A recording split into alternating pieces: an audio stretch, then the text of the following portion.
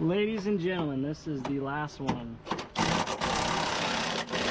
All right, guys, it's engine removal time. So yeah, this thing, dude, I got to take the entire front end off and then drop the engine and transmission with the subframe down.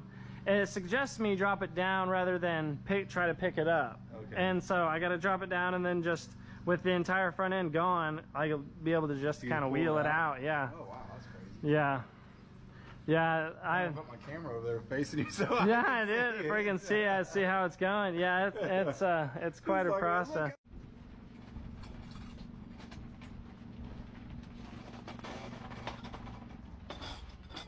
So look at that, much better.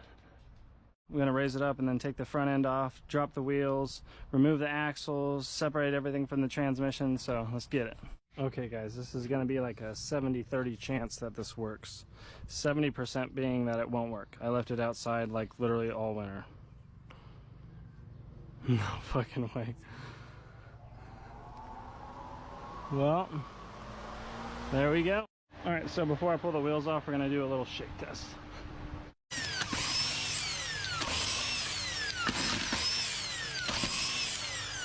We gotta remove the knuckle.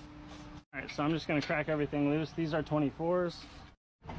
All right, guys, so far everything's coming out super easily. I have only just started, but axle nut and everything, no issues. Knock on wood. So to avoid damaging the head of this axle here, I'm just gonna put the socket on it. See that?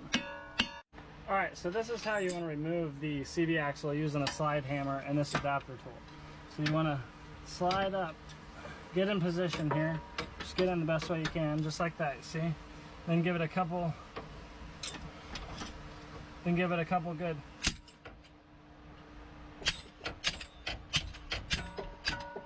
See that? Boom. All right guys, so what's next is removing this bumper and basically just the entire front end. I'm not even gonna lie to you. The whole front end has to come off, so. All right, so before we take the bumper off, we obviously want to disconnect all the electrical components. So, speed round.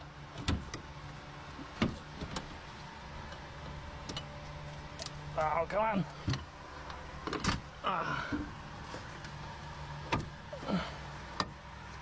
right, I believe that's everything. All right, so I do believe I got everything off for this bumper. I might be missing something. Nope. Got everything up. Look at that. All right, so what's next is this front subframe right here. All right, last bolt.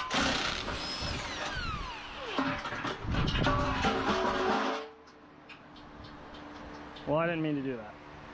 All right, so what's next is removing the radiator and the condenser, the AC condenser. So if you haven't had the system evacuated, you want to do so now, so that way you're not just blowing Freon into the atmosphere. We also have this transmission cooler here, so we're going to need to replace or remove these lines as well.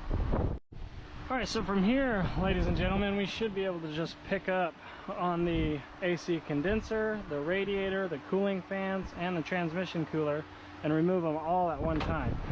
So I did have to take off the hood latch.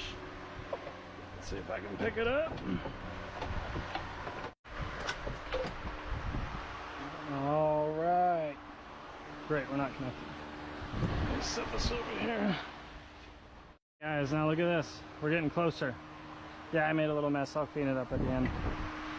But, so from here we got to take this off, the lower subframe, the headlights, and then basically, guys, what we want to do is we want to drop this engine down and we just want to shift it forward. It's way too much of a pain in the ass to try to pull it right side up. So add this to our collection over here. As you guys can see, we're wide open, so we can go ahead and start zipping this front frame off. When you have all the connectors done, you still have to go through and pop all these off here. So pull it through here, and it all feeds to this fuse box. Look how open this bad boy is. So from here, guys, it's almost self-explanatory. So anything that's connected to the vehicle, to the motor, just detach. Give it a little wiggle here because there's this bracket right here. But that way we can get to the rest of our electrical connect. Basically, guys, anything that has an electrical connection or anything that's electrical wiring stays with the vehicle because of the fuse box. So we just have to go through and make sure everything's unplugged.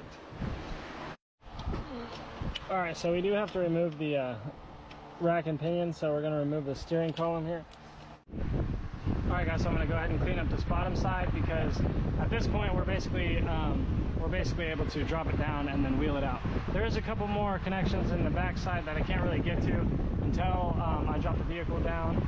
So alright, so much better. So I'm going to go underneath and see what else I have to detach, and then I'll go ahead and start loosening up those subframe bolts. Before that, I got to get my hoist out here, obviously, and go ahead and grab onto this engine.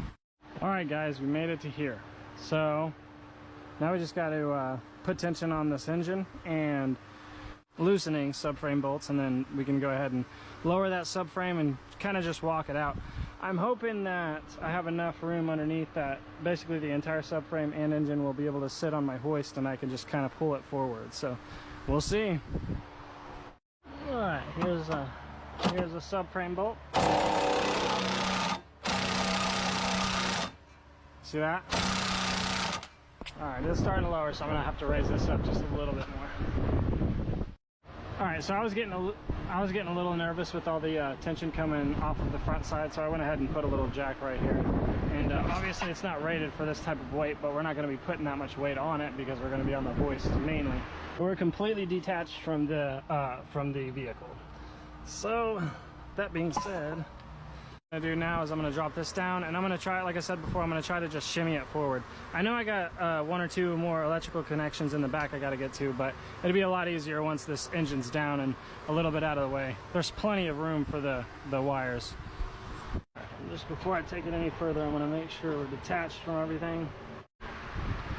Guys, I didn't get it on camera, dude, but I got my freaking finger stuck in there a second ago and smashed the shit out of it. Hey guys, so word of advice, make sure you have this bolt completely out before you start trying to lower this. I thought I had it loose enough, but it needs to be completely out. Alright, so with everything out of the way, I'm going to go ahead and lower it here. Alright, so I'm not sure if you can see that, but we are sitting on my engine hoist here, so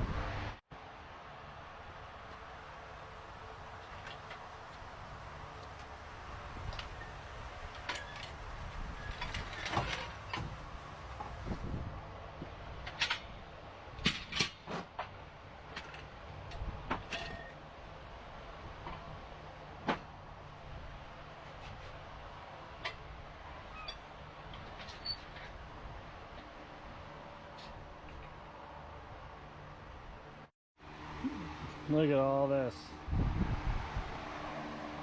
There's the engine, and there's the transmission. This is a big old motor. Alright guys, well, that was a job well done. I'm going to go ahead and remove the engine from the subframe, and then I'm going to put it back in the back of my truck. I'm sorry, it's been a long day. And so stay tuned for part 2, which will be the installation of this. I'll also video record me picking up the new engine. I am going to the dealership to pick that up, so let's get it.